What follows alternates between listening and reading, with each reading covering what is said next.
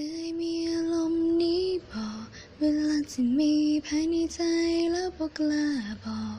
เพราะยันคำตอบมันจะทำให้ใจ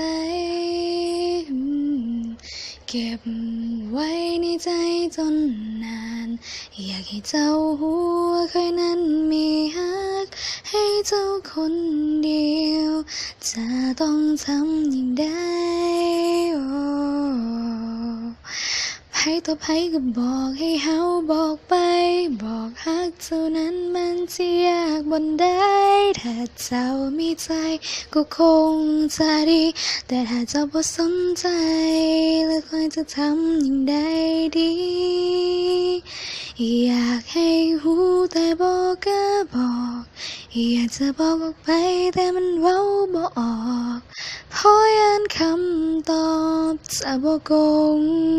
กับสิ่งที่ต้องการฟังเลยต้องเก็บไว้ในใจแบบนี้ความอึดอัดใจเพิ่มขึ้นทุกทีจะบอกฮักนั้นมันบ่ง่ายอย่างที่ใครเขาคิดกันถ้าการบอกฮักมันเป็นเรื่องที่ง่ายถ้าเป็นแบบนั้นคอยก็คงสบายถ้าคอยบ่สนใจบอกแค่คำตอบว่าจะเป็นอย่างใดถ้าเจ้าบ่ฮักก็คงแล้วไปถ้าเจ้าบ่สนใจคอยคงบ่เสียใจแต่มันบ่เป็นอย่างนั้นหูบ่เคยมีความหวังอยากให้เจ้า